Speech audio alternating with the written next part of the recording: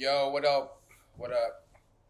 What up? What up? What up? Welcome to another episode of Neptunes Sunday. Appreciate everybody listening so far to the first 6 episodes. Gotta say shout out to Vogue. She actually is sitting this one out again to give me an opportunity to do another special episode.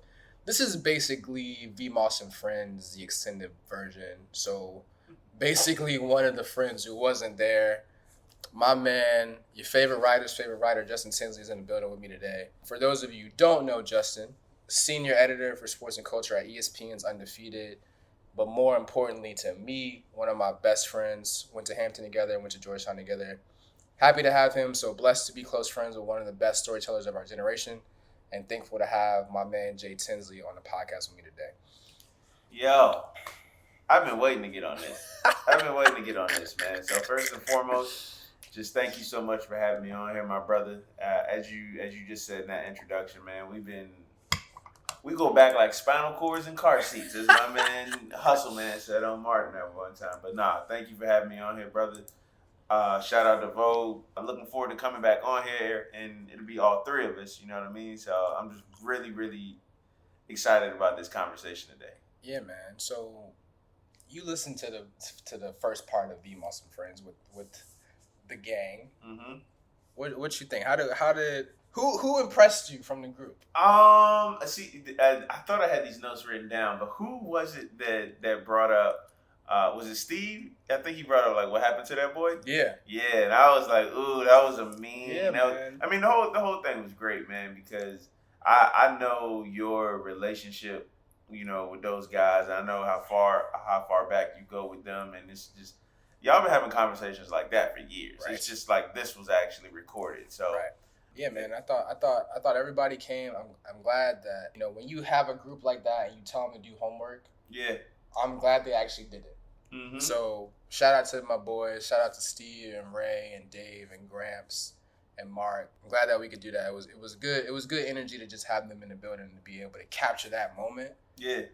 And have it for us to be able to listen to forever, which is dope. And I mean, all of y'all just like looked like y'all were having fun, man. Yeah, man. Like, y'all were just happy to be around each other, which, you know, in a lot of ways, man, this last year has made that for sure as difficult as it's ever been. So it was just great to see all of y'all boys in there just really enjoying each other's company and just talking about one of y'all favorite topics collectively. Yeah, for sure. So you got a lot going on, man. Like you got a lot going on. Let's get into the Nipsey podcast, which I think is amazing for a bunch of different reasons. But I want you to talk about how it came to be, talk about the premise of it. Yeah. You know, give us a little bit of background on it. It's ironically, man, and I don't want to sit here and cap like, you know, I mean, this thing was actually about to happen when I give you like the timestamps and everything. But in the spring of 2018, I was just getting back from New York from working on a story, and one of our mutual friends, Brian Robinson, he hit me up and he was like, yo, would you be interested in doing potentially doing a story on Nipsey? And I'm like, yeah, of course. Because, you know, Brian, for those who don't know, Brian is one of our like really good friends from Hampton.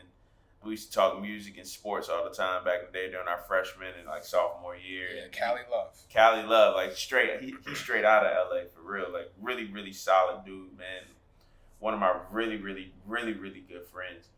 And he put me on the Nipsey a long time ago. So he called me in 2018, asked me would I be interested in doing a story on Nipsey for ESPN.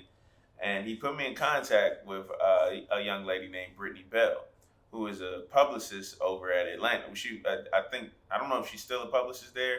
She's elevated at this point. I think Brittany is one of the greatest ears for music in the industry. Like, she's, you know, amazing, bro. Amazing. I have nothing but great things to say about her.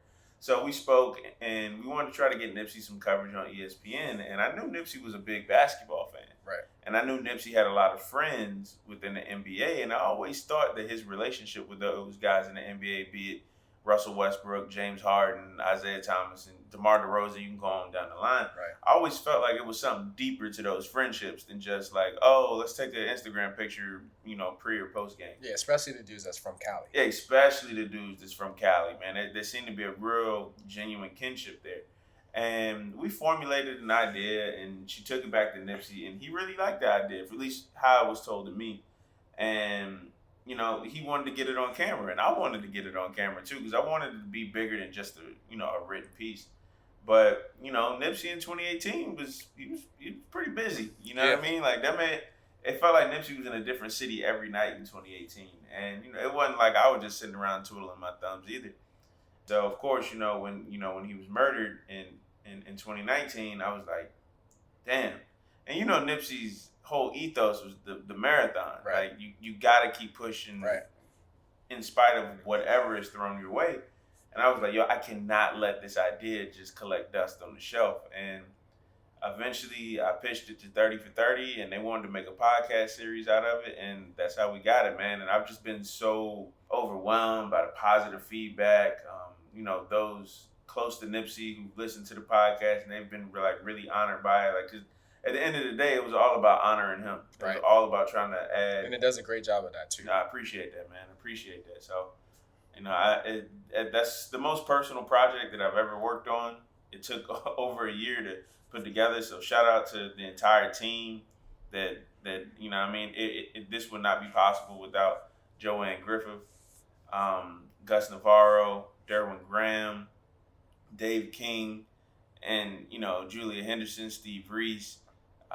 There's so many people. Like we really willed that thing across the finish line, and I'm extremely, extremely proud of the King of Crenshaw. Yeah, man. I think, you know, we've had tons of conversations about Nipsey just because of, I will admit that I was late to the Nipsey train, but being able to hop on when Victory Lap came out and then go backwards, I think is definitely a blessing, and being able to understand, hearing the podcast that helped shape some of the other music that I didn't know in real time, to go back and hear some of the stories about it when it came out was dope. Like the whole Proud to Pay movement and all of that, you know, having the raid and having the studio raid, like the storytelling. This is me giving my best friend his flowers, yo. The storytelling on that joint is amazing. Appreciate you, man. And appreciate you, bro. It helps paint the picture, and it's just, you really get into the fact that you're hearing this story and you almost, unfortunately, forget that the man not here no more. Yeah. Right? Like you're hearing the story about somebody's passed away, and you're like, damn, like that's, because he's the an rich integral history figure. of his life is so beautiful, and like to hear that and be like, man, he's not here no more is tough. And you know, I want to say shout out to his big brother Black Sam, who's a major character in the series.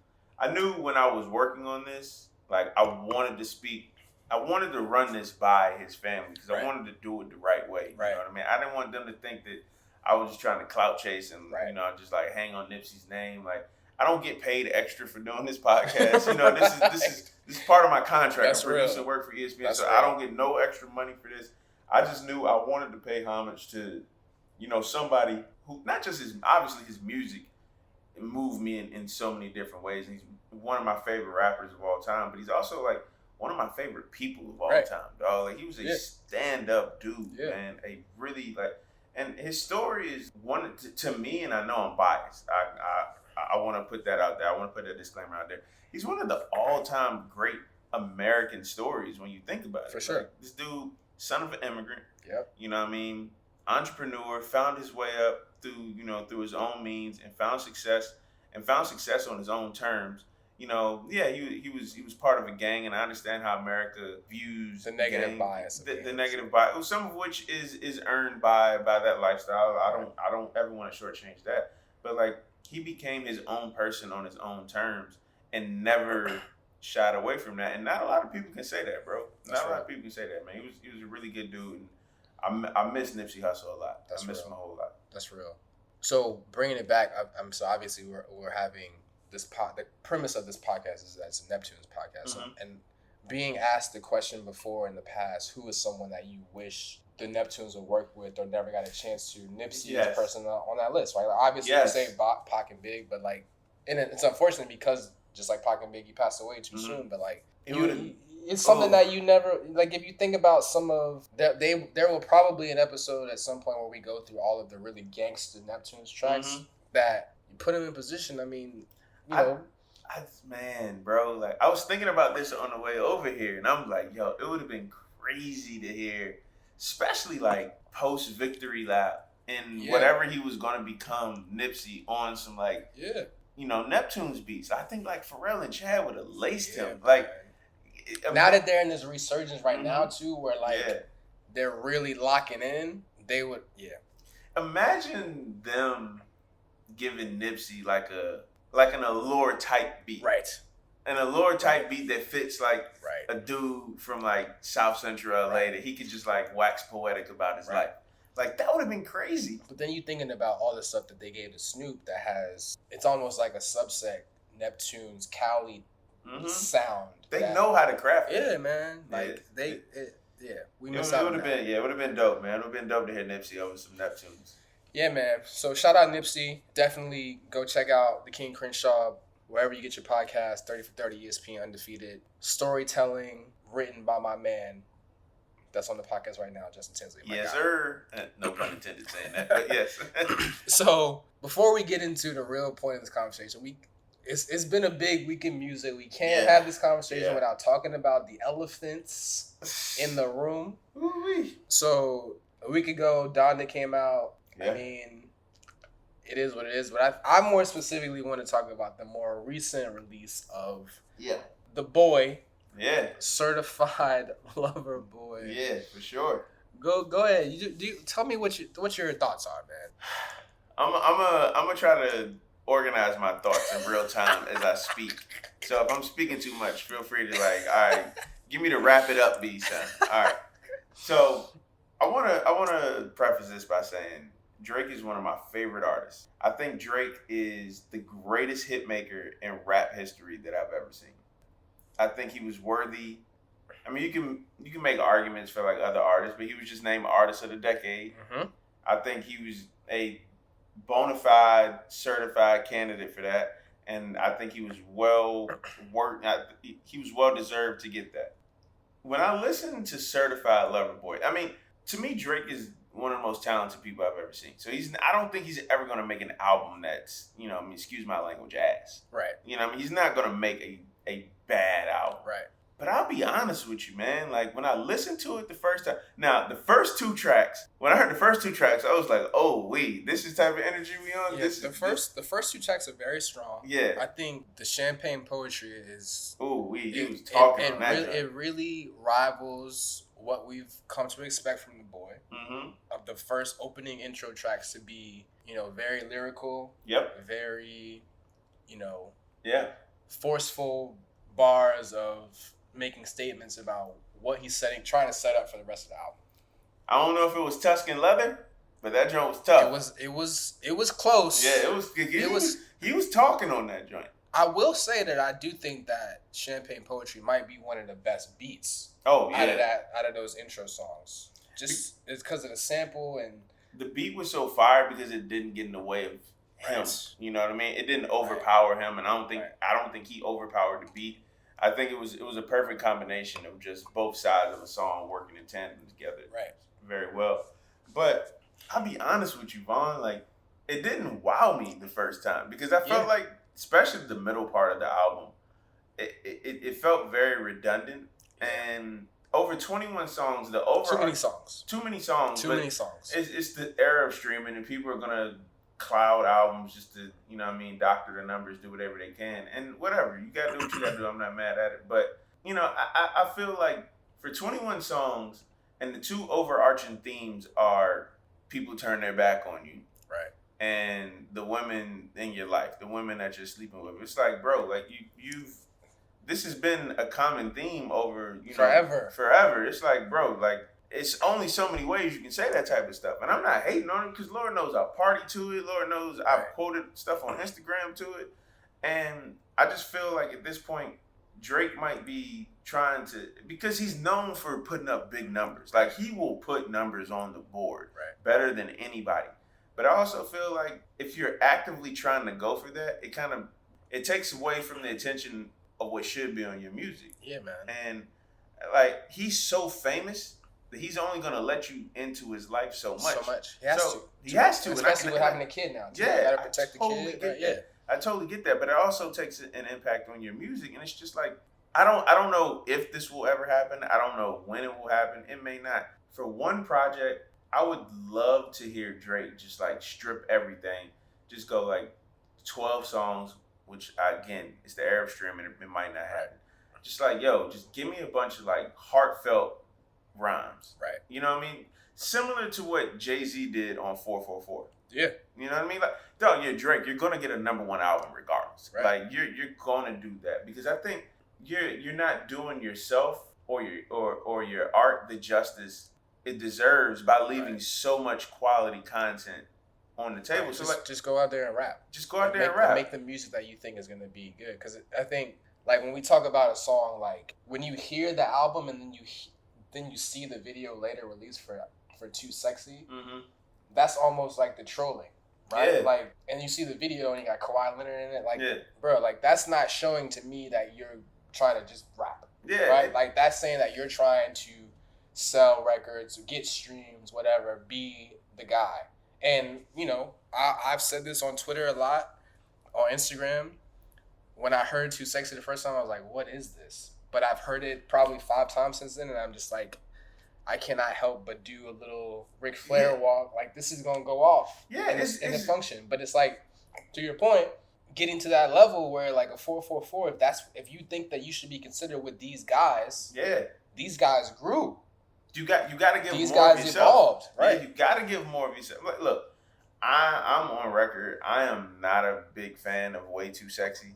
And when we think about Drake, Thug, and Future collabs, D4L blows that out the water. Right. But again, it is what it is. But like when I listen to it and people will tell me like, oh, this song about to go up in the club, this song about to do it. Like, bro, I'm not going to the club. We're not in the clubs no more. I'm not going to the it's a pandemic. I'm not going to the club no time soon. And you will not catch us at Ozio's Day Party tomorrow on Labor Day. No, as much as I want to, I won't. But like, put it this way. Let me ask you this. And anybody who's listening to this, I want you to ask yourself this too. And maybe it is. If I'm wrong, I'm wrong. I mean, maybe you need to hear it in a public setting. So if you can't answer this question right now, that's fine. Way Too Sexy. People tell me like, oh, that's going to go up in the club. That's going to do this. Would you put Way Too Sexy on your top 20 Drake club bangers? I'm talking his songs and features. Because I don't think you can. Because that dude has two. That's a very hard question. That's it. I mean, again, you would have to write it down and like look at it. But I'm pretty sure I can come up with like 20 better Drake songs or features than that. Yeah. I just no question. And when I hear the song Fountain, I think Fountains is very solid because it captures the moment. Right? It is. Like considering how big Essence is right now, it's legitimately saying, okay, cool. I'm making a song that's in that sound because that sound is hot right now. Yeah. But I'm doing it in an authentic way that is legit. Like I heard it on the radio today. Like it's gonna be a hit. It's again, the dude creates hits like nobody else. And I don't want people to think I'm a Drake hater by any stretch. You know that I love Drake. Right. I love his music. But like when I hear that, it's like, all right, so you trying to piggyback off, Essence, which Essence might be the song of the summer in my eyes. And it's just like that's a good song, but it's not better than Essence. And I know what you're trying to do with it. And it's just like he's too damn popular, too damn talented, and too damn proven to like you don't have to follow anybody else, bro. Right. So again, I don't know where I don't know how many mics I would give CLB. I still need to live with it more. I'm just saying it hasn't grabbed me in the way that other Drake albums and honestly, all the other Drake albums from the beginning have been. I knew when I heard Nonstop off Scorpion. I knew when I heard In My Feelings. I knew when I heard other songs. And honestly, for Drake, man, and I know we gotta get going to the reason why we're here, I guess. But before we leave CLB, let's talk about the other issue with this guy. Is this leaking of this very, very special, beautiful verse from Andre 3000 as part of this back and forth with him and Kanye. It doesn't make sense to me. I know it rubs you the wrong way. It rubs me the wrong way because of the subject matter of Andre's verse. It's like how are you taking that moment away from him to share that with the world on his terms because of your pettiness with Kanye? I don't get it. My thing is, first and foremost, Drake and Kanye just need to fight. Like, they just need to fight. And, at this point, I don't even know what they're mad about. I don't either. And it really seems to me that it's really just about keeping it alive for the sake of getting the hype. I don't know. It just seems like there's just too. It just seems. I don't know. I don't know enough I don't about know if it's the residual effects of the whole Pusha stuff Right. or whatever the case may be, but it sucks. Like, if I'm mad, I'm more mad at Kanye in this situation. I am upset with Drake in the sense of, like, I understand, like, you want to pull a fast one on Kanye. Y'all not seeing eye to eye, and I totally get that. Right. But, you know, Drake really appreciates art. Right. He really appreciates art. I and know having Andre's verse be collateral Yeah. damage is not cool. It'd be different if that Andre verse was similar to what he did on, like, Throw Some D's. Right. You know what I mean? If it was just like, let me get my lyrical stuff off and it's not really that deep, but you're going to love it anyway because then it's cool. But for such a, you know, personal and intimate verse, and for Andre not to know anything about the texture of the song until the whole world heard it, Right. I think you got to give people more respect in that. Right. Like, I understand everything is like all's fair and like love and war, but that don't mean it's right either. Right. You know what I mean? So, if anything, I'm more upset with Kanye because it's like you reached out to Dre, you told him the concept of the album, and you knew Dre had lost his mom. You knew he still deals with the deep residual effects of that, and he gave you a verse like that talking to your mom about his parents, about his life. He's putting his personal insecurities on the line like that. And then you turn around and record a quote unquote diss to Drake when honestly the bars towards Drake weren't even good. Right. You know what I mean? And then to disrespect that type of stuff, like I don't know. I'm all built off respect, bro. And I understand and rap beef and things happen like that, but like, nah, man. Like, we living in a different world. Like, at least show more respect to that man Andre, because he don't want nothing to do with this. Nothing. He wants nothing to do with it. It'd be different if he was sending shots at Drake. Andre is walking around airports playing flutes. Playing ukuleles and showing stuff love like that. and hopping on songs when he wants to out of respect. And that's the other part about the beef. I don't get it.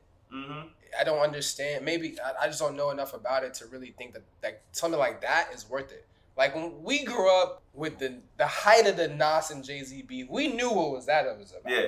Right? When you hear a song and he's talking about putting condoms in the baby seat, we know that. Yeah. That is clear. Yeah. But these subliminals and these shots about, oh, you did this, oh, like, you did that, like, and no one knows, no one's saying what's really the problem. We're just all insinuating. We're all guessing. Like, again, they just need to fight. Right. I'm not trying to encourage violence, but, like, just shoot the fair one somewhere and then just because I would love for Drake to release an album as to where it just lives in its own universe. Like, I look back on his past couple of projects. You know, Scorpion, Certified Lover Boy, and Scorpion, you have the cloud of Kanye and Pusha hanging over it. More Life and Views and What a Time to Be Alive. If you're reading this, it's too late. They all came with the cloud of ghostwriting and Meek and all of that. I think the last album that came out where Drake could just really drop an album when he didn't have to worry about that was probably like Nothing Was the Same or Take Care. Right. Like, I mean, even with If You're Reading This, It's Too Late, the ghostwriting came out after that was out, so we had time to enjoy it before it was like. So maybe it's if we you're went and questioned it. We questioned it after it was already out because they're like, oh, the reference track dropped for Energy in 10 bands, and I'm like, oh damn, like what is this? Right. But so it's probably If You're Reading This, It's Too Late. And even still, that was 6 years ago, bro. Right. 6 years. So another thing, again, to bring it back to the purpose of the podcast, right? From a Neptune standpoint, the conversation of production for Drake's albums. Mm-hmm. Most of the time when we talk about it, we give credit to him for not, other than what happened on Thank Me Later. Mm-hmm. Ever since then, him just settling into this groove with 40 and his people to not necessarily be going after these big super name producers. Yeah. And I wonder if at that point, because of his approach to the rest of the albums, that he might as well just go back to that. Right? Like, if you're just going to be want to make songs that get people excited and they stream it, you say it's produced by Neptune, there's going to be a big segment of the music fans that are going to listen to it only because of that. So if that's what you only care about, you might as well go get these guys. I mean, especially after hearing what he did with Brent Faiyaz on Waste Your Time, like, why not just go do that? If you don't care about being dedicated to the art and to the music, just go ahead, just go and make a DJ Khaled album. Right? Go ahead and do your thing and just get all your people. That's what Kanye did. Like, Kanye album is basically that. It's just like Right. features on every song. That's so exactly what Kanye's are. So, I mean, it'd be interesting to see what he I does. do think if he was to ever work with the Neptunes, well, obviously he worked with the Neptunes on Wasting My Time this year. It would just allow for a different feel of his music. It would allow Drake to have like, you know what? Maybe I can talk about this part of my life, right? Because the thing about the Neptunes, their music is all about emotion and feeling, right? And I'm not saying Drake has to address social justice issues or diss Donald Trump, but you know, it'd just be nice to hear him expand his palette a little bit. Yeah, man. I'm not saying every song, but yeah. It's also important to note for these two guys that are on this podcast right now, 35, about to be 36. Yeah. Both of us. But so is Drake. Right. That's my point. 35, about to be 36. Both of us here on this side of the microphone settled down in serious relationships. One of us married. Mm-hmm. You know, we can't relate to this drama about having multiple girls and them. And like, you know what I'm saying? We not in that lifestyle no more. Nor do I want to be. Whereas 10 years ago, yeah, life was different. Life was very different. Life was different, but it was much more relatable, and I was like, okay, cool, right? Like we don't have this mindset of people being, you know, people in our circle or people around us in our professional lives preying on us or being, you know, being negative, right? Like we comfortable in this, so we don't relate to it as much. And it's just almost like, bro, like, why are we still talking about this? And I don't live Drake's life. I will never live Drake's life. That man lives a different type of lifestyle than I will ever lead. So I'm sure what he's talking about in his music comes from like a real place. Right. No question. I mean? But it's just like, we're not down that. We're just saying that most of the people that we're speaking for in our group, in our age group, we just are outgrowing it. And if that's important for him to keep us, he's got to think about it. And if not, then that's cool. That's cool. You know, last thing, and then we can move on. So like when I listen to a song like In Too Deep with Future on the album, and I love Drake, you know what I mean? And I love Future, the music they produced together, but I feel like they've made that song like 20 times already. I mean, we got a whole album with that. Yeah, Diamonds Dancing is better than that. Right. You know what I mean? So it's just, again, shout out to Drake, one of my favorite artists. I still think he's the greatest hit maker of all time in rap, but you know, I don't think it's wrong to sit here and say like, I think you can do more. People have told me that in writing all the time, like, yo, you can do better. Like you can come a little bit harder. And again, he's one of the greatest musicians of my lifetime. So I'm not hating. You need people to tell you that. Yeah, I'm not hating on him at all. I'm just, you know, expressing my opinion. But anyways. So the moral of the story of this episode is, okay, I'm not a fan of post what's that word? Posthumous? Yes. I'm not a fan of posthumous work. But if we got some leftover Nipsey stuff, let's try to get them on Neptunes. Yep. Drake, you should probably be trying to get Pharrell to do, you know, if you want to make a statement, go and get Pharrell and try to make a whole album for you, bro. If you want to go hard. That would be nice. You know what else, Drake? That would really piss off Pusha T if you really about that life. Okay, see, now you being messy. All right. So let's get back to the main reason that we're here today. So Neptune Sunday episode number 7. We got Justin Tinsley here. And we're going to talk about, this is going to be our first time talking about a specific artist and a specific project that the Neptunes worked on. So, Justin, we're here to talk about 2005 release by Houston rapper Slim Thug. Ooh, I've been waiting for this. Already platinum. Ooh, one of my personal favorite albums. So it had 8 Neptune songs on it. You know, this obviously being Slim Thug's first debut album. It was interesting because he had been making music with his mixtapes in Houston, so he was already very well known in that region.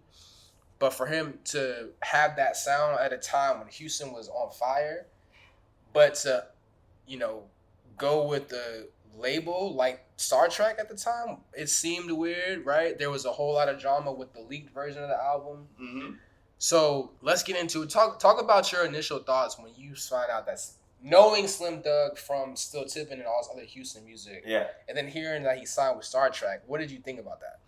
For one, shout out to Will Dyson. You know? My man, Polo Ralphie, bro. Yeah. Dyson, what's up, man? Will Dyson, Mo City's finest, bro. Mo City's finest. For those who don't know, Will he's another person that we went to Hampton with. He was my roommate, my junior and senior year, but we all, you know, we lived in James Hall at Hampton University. He was straight out of Mo City, Texas. Really good. One of my favorite people that I've ever met in my life. But he always repped Texas, as he should have. Right. And he was the one that put me personally on the Slim Thug. So, I rocked with Slim Thug. I like the cadence and his voice. I like this flow. Like, it was just, he put me on to like the Screw and Chop tapes of him. So, one of me and Will's favorite tapes was the Gangsta Grills, Boss Basics, that Slim Thug did with DJ Drama. And I'm like, yo, this is, I think that's one of the best Gangsta Grills that Drama ever did, but it's one that you don't really hear people mention a lot. Right. Because, Drama has so many big tapes. So I was already hyped off the tape. And then I found out, like, oh, man, he signed to Star Trak. And I'm like, I don't know how a Slim Thug Star Trak album is going to sound. Right. But at that point, Neptunes was so... My confidence in Neptunes was so deep, and it still is, of course. Right. They're like, I don't know how this is going to sound, but it's going to sound fire. And I'm like, this should be pretty fun, man. Like, you have such a distinctive flow and cadence and ego and just like type of demeanor and swag that Slim Thug had coming from Houston. And then you just got the same thing with the Neptune sound. Right. Like, it had to be fire. At least that's how I was thinking. Yeah, man, and I think we talked about a little bit about this on the Friends episode because of K Bell. Yep. K Bell was in the dorm bumping all this chops and screw music and bumping Houston music all 24/7, and so just having that combination of we are witnessing this new part of the South that we are being introduced to for the first time being in Virginia, and then going to Hampton and actually meeting people from Houston. Yep. And being around them. Yep. And hearing them talk about these people who they actually know. And then take it to the next step where these guys signed to Star Trak, who we all are already familiar with from being from Virginia and being fans of the clips and the work that they've done with all of the artists and Jay-Z and Snoop and all those guys. And like all that together, I'm just like, yo, we're really excited for what this is going to produce. And so I think at the time in 2005, the South was in a different space. Oof. The South was on fire, and this addition of Houston's region to what the other stuff that Atlanta and New Orleans had already had popping. I mean, 2005 we also got Trap or Die, right? We got T.I.'s Urban Legend. Yeah. So all of that happening at the same time was a big deal, and for Houston to make their mark, but for him to have this additional piece to it where it's like I'm not even just coming to the game. I'm coming to the game with the Neptunes in them. It's a different animal. Yeah, it made that transition process like so much smoother in terms of like, yeah, I want to listen to this. I want to hear what he's saying. And then because you knew by then, we already knew like the Neptunes, they can do everything. They can do pop music. They can do whatever. They can go straight to the hood with it. They can do whatever. And they went straight to the hood with like Houston on this, and they gave Thug some bangers, bro. And I'm sure we're gonna talk about that, but it's just I wasn't worried about it in the least bit when I heard that he signed with Star Trak. I wish that his career with Star Trak could have lasted a little bit longer. Right. But of course, that goes into the whole inner workings of the industry stuff that I don't know the inner workings of what happened. The deals. But like that album, already platinum. So what do you think about it overall? Why do you think it slept on? I think because, for one, Slim Thug is always gonna be like he was never chasing like national acclaim as it was. He was already a made man in Houston. He was already comfortable with where he was in his career. At least that's the image that he portrayed. And that's where the name of the album comes from. Yeah, I'm already platinum. I'm already platinum. So he didn't need this. Yeah. And I think that his approach to coming from that and just being like, I'm going to just do my thing. We were talking about him earlier. There's a very, in terms of, how he approached music, in terms of what he wanted his sound to be and how he was going to stay true to himself and his sound, there's a very, Nipsey-esque type of, that's you real. know what I mean, commitment to, who he was and to his area and to, obviously, Slim Thug came before Nipsey, so I'm not trying to say otherwise. But he got it out the trunk. Yeah, he got it out the trunk, and he still get it out the trunk. Yeah. Slim Thug is still one of my... I know he doesn't release music at the clip that he once did, but he's still one of my favorite artists because he stayed true to himself. For sure. Stayed true to himself. So. Yeah, and like I said, considering even all the other stuff that came out in 2005, especially from the Southern rap genre, I mean, this was still one of the better albums of that, Yeah, year in 2005. absolutely. And I think it was very smart. Whoever made this decision, whether it was Slim or P or the Interscope folks, for it to be a heavy Neptunes production, but not complete Neptunes production, right? Mm-hmm. It's not the same as the Clips, who are coming from Virginia. There's no Virginia sound, right? Yeah. But Houston is in the South, and he needs to be able to have beats on that are his element, but also have being signed to Star Trak put him in a position where he could have stuff that would take him in a different space. Yeah. So I'm glad that it wasn't fully produced by Neptunes, but I think, having those really solid Neptunes tracks and having a couple features from Pusha and those guys, like, I think that helped him really jump out and make a name for himself. Yeah, I mean, it's just like you said. They weren't completely produced by the Neptunes, but there were so many Neptunes tracks on that album where it's like, all right, that influence is there. And you mentioned it in what you said. Like, there is, I mean, the Virginia sound is like what the Neptunes say it is, or what Missy and Timbaland say it is. So, the Virginia sound is kind of always evolving in a sense, or it's ever changing in a sense. We knew what Houston sounded like. Exactly. We knew what Houston sounded like. And it would have been disingenuous for Slim Thug to abandon that Houston sound, especially when you name your album already platinum. Yeah. You know what I mean? So I think when you listen to the album, there's a great balance of, like, dedicating it to Houston and dedicating it to his hood, but also, like, I'm going out to get a different sound too, but I can still bring Houston wherever I go. Right. So having a production by Mr. Lee from Houston, but also having the other South production from Jazzy Faye and then, Manny on the Diamond remix, like, that was a big deal to keep it South, right? Like, got you, man. The Neptunes, the benefit of Neptunes is that their sound is not constrained to South, North, East, West. It's the Neptunes. Yeah, it's just interplanetary shit. Yeah, which is what they always plan for it to be. Right. Hence the name the Neptunes. Right. So that's what was dope about it. So what are your couple of your favorite songs from the album? Ooh-wee. So Click Clack was crazy. Pusha gave a crazy verse on that. Pusha went hard on that. I'm pulling up the track list now. Like a Boss, of course. Three Kings with Bun and Tip. Yeah, man. Ooh-wee. That's super hard. The Boys in Blue joint was fire because I'm a big Killer Calione fan. The title track, Already Platinum. Like, that was crazy with Pharrell. Yeah. The Interview. Like, I mean, Miss Mary, like, there's some cuts on this album, bro. Yeah, like, and I think Already Platinum, it was important for P to get on there and hold his own. Mm-hmm. Because he was about to drop his album. Yep. And having that be part of this process of setting the tone for what that looked like, setting the tone for the Gangsta Grills album that P did before the album dropped. So, Already Platinum, the song, is one of the best Neptunes and one of the best Pharrell rap features. Absolutely. It's like super dope. And it's also important to note, so too, I think the intro song has the same sample, but the version, so there was a whole drama about the leaked version. Yep. Like, we had the leaked version early at Hampton. Shout out to Box. I think it might have been like Christmas time, 2005, or 2004 going to 2005. Yeah. And I remember the intro being crazy, a crazy sample. I also remember the song Love This Game. Mm-hmm. That has the band on it. That was crazy. Yeah, that was fire. Crazy. That was fire. Love This Game was fire. Yeah, so just the leaked version had a couple extra Neptunes joints on there that didn't make the album. But at the same time, on iTunes, Apple Music, Spotify, Tidal, wherever you get your streams on, there is this reloaded version of the album that has some of those other songs that didn't make the real album back in the day. They're on there now, which are great. And that includes... Go on and get it. I ain't heard of that, with a special verse from Mr.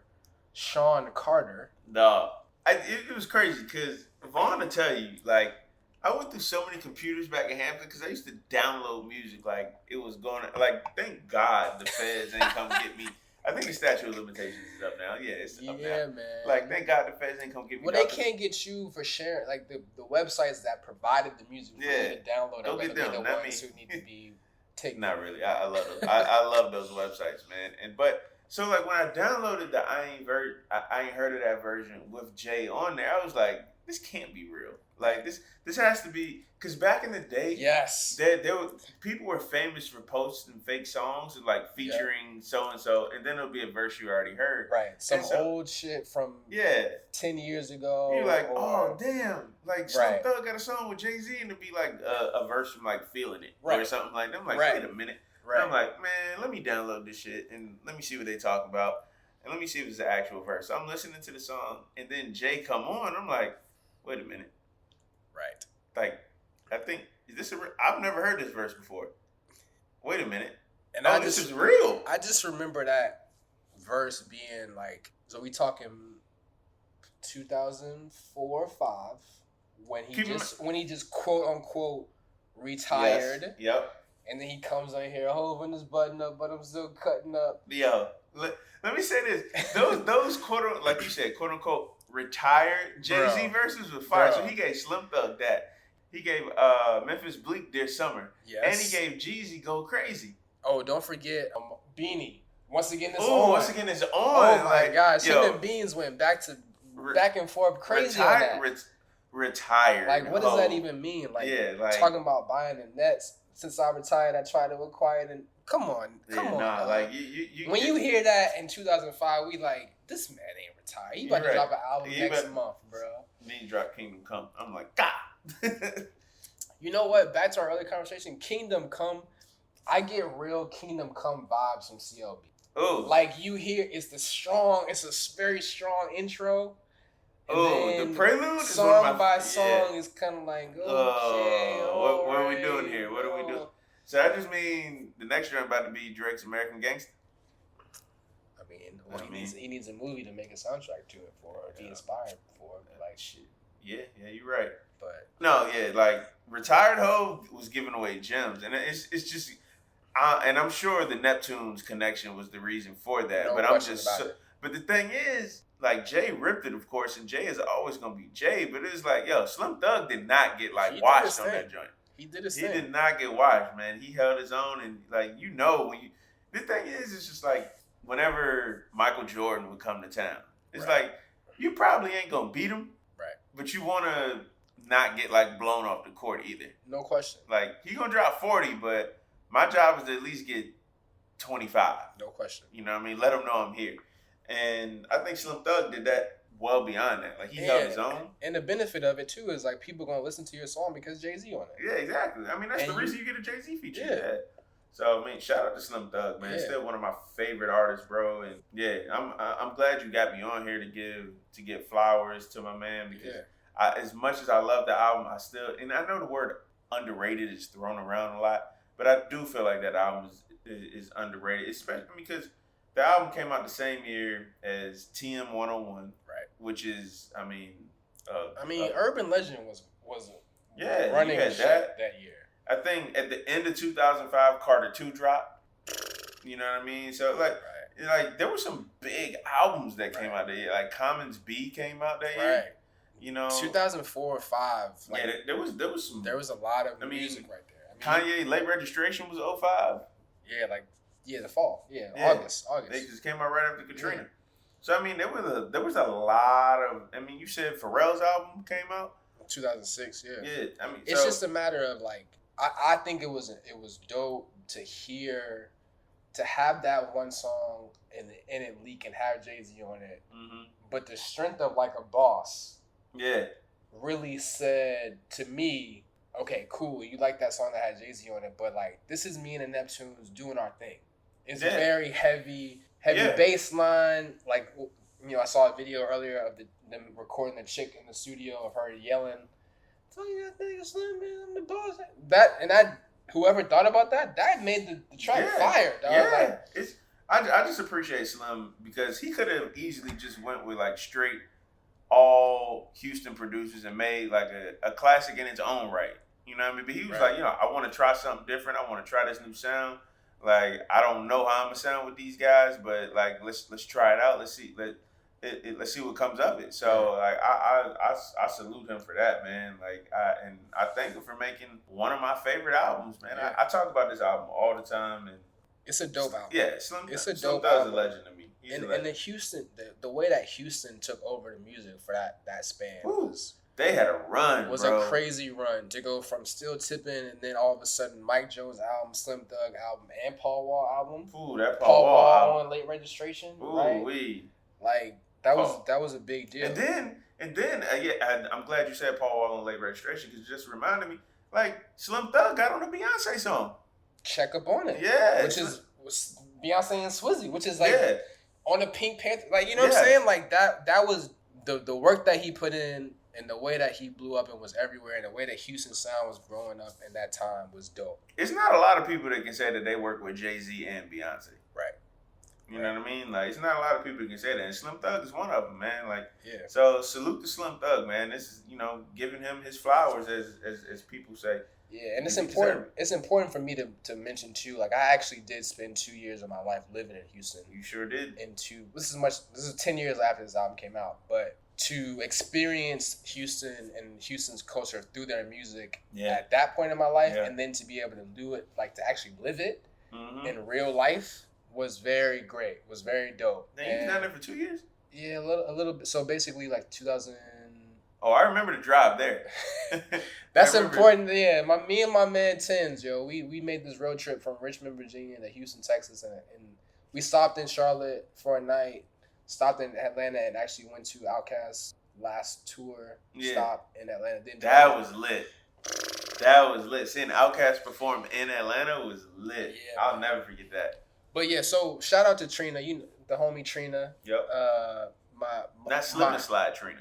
Slip and slide Trina, not the baddest Trina. Trina, my best friend that I met while I was in Houston, who is Trina's super dope, people, great man. people. Congrats to Trina. She just had a baby a couple months ago. Real? I guess the baby is probably close to being a year. I don't know. Oh man, well, but shout out to Trina. Miss you, kid. To Trina. Happy for you. Yes. But she was like, "Yo, we were so hyped when this album came out." Oh, word. I asked her, I was like, "Yo, did y'all rock with this?" Because we rocked with it from the Virginians because we was hyped because they was on Star Trek. But she was like, "Yo, I ain't heard of that. I'm like a Boss, Three Kings. Like we ran all of that in those teenage years of coming from high school and going to college. So it's dope to hear someone that's born and raised in Houston. Facts. On all of their music, be able to appreciate and talk about how dope it is and be able to connect with that. So I thought that was dope. Shout out to Trina. Shout out to Trina, man. I only met her once. We was in D.C. Out here wilding. We went to a crazy her first time visiting D.C. Yeah. And we took a picture in front of the White House, right? It's when Obama was there. Not the other He was on his way out. Yeah, he was on his way out, but the other guy hadn't gotten there yet. Right. Yeah. So yeah, man. All right. Before we let you go, Tins, we're gonna get in the habit of asking everybody this question, and we had this conversation with the friends. Mm-hmm. So, who do you think is the best of the Neptunes' frequent collaborators? I'm not going to give you any hints or pointers or help steer your answer. I'm not going to tell you what the boys said. I want you to think about that and give the answer that you think resonates with you, my friend. All right. It's a very hard question. It's a very hard question. So I'm trying to think of the people who would qualify for this list. Of course, you got the Clips. Mm-hmm. You got Snoop. Mm-hmm. You got Jay. Mm-hmm. That have done like a lot of work with them. Like those are the first three that come to mind when I think of them. Obviously there's more. And they've worked with Timberlake. Yeah, you got it. I know everybody has mixed feelings about JT right now, but you got to put him on the list. That was Justified. Justified. Right? Yeah. That Justified album was a banger, bro. Man. Golly, that was a banger. I'm trying to think. Who else? But you got to pick one, bro. But I got to pick one. You got to pick one. That's either your favorite, that you personally think has produced the best music. It's whatever you think. Just pick a name, whatever criteria you decide. There's no wrong answer. I guess I got to go with the Clips. Okay. My heart is telling me I want to pick Jay. Uh-huh. But I got to go with the Clips. Okay. So when we had this conversation with the boys, I think there was a mixture of Jay and Snoop. Yeah. There was a Nori. Ooh, yeah. There was a Mystical. Ah. And then Beanie Man. Mm.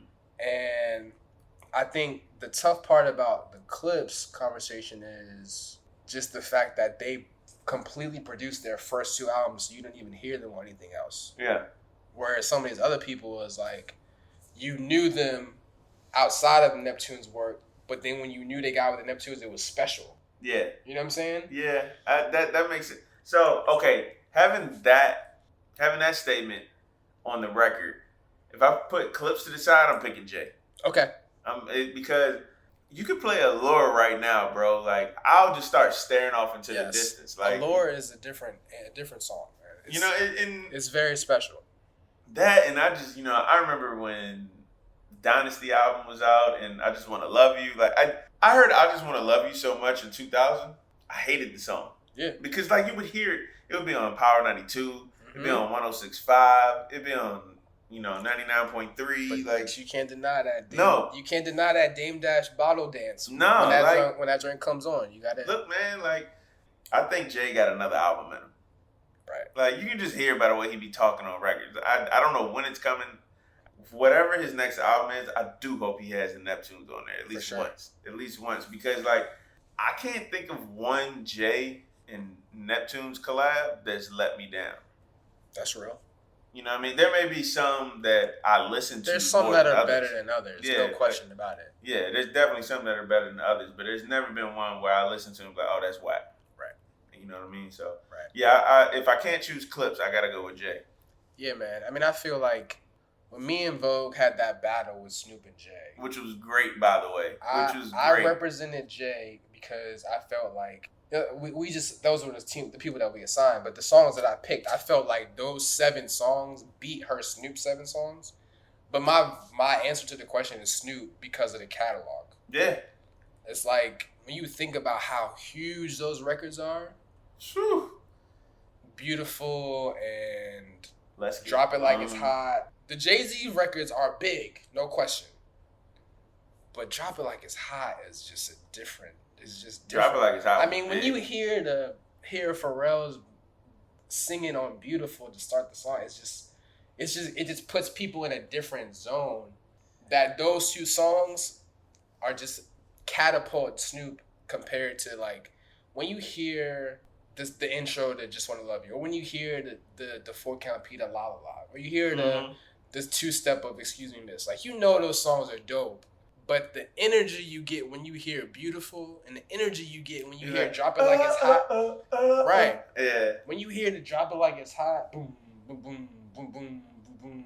Come on, dog. Yeah, there's some energy with that. But those other songs that you name, like, they put you in, like, a really chill space. Yes. Like fronting. Yes. Like, you know what I mean? Jay only gave that song 8 bars, but everybody know those 8 bars. Very true.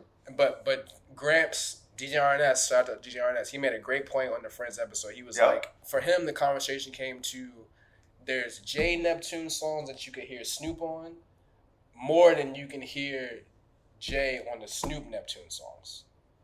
Did I say that right? Did that make sense? It's like, you could hear Snoop on Frontin', but you couldn't really hear Jay on Drop It Like It's Hot. Yeah. Even though they made a remix, but it's a completely different beat. Yeah, like, if you swap them, it's just a different. Like, you couldn't really hear Jay on Let's Get Blown. I think I could, bro. Jay Flow can fit over anything. But the thing is, you don't really hear Jay-Z's not really known as somebody who smokes. So, like, he's not going, like, Let's Get Blown, you know what that means. Like, yo, let's get high. And, like, it's Snoop. So, I mean, the beautiful thing is there's no wrong answer to it. There's no wrong answer, that's Snoop and Neptune's combo, bro. Like, it's hard. Man. It's heavy. That works so much magic in terms of just, like, Snoop has reinvented himself so much, bro. Yeah, like, bro.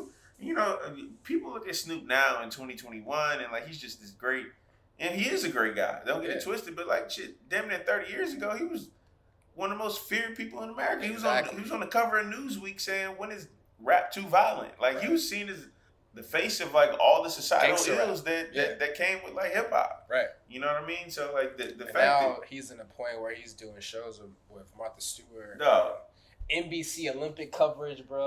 Snoop's NBC Olympic coverage was hilarious. Phenomenal. Hilarious. When he said the horse was crip walking, hilarious, like, Snoop.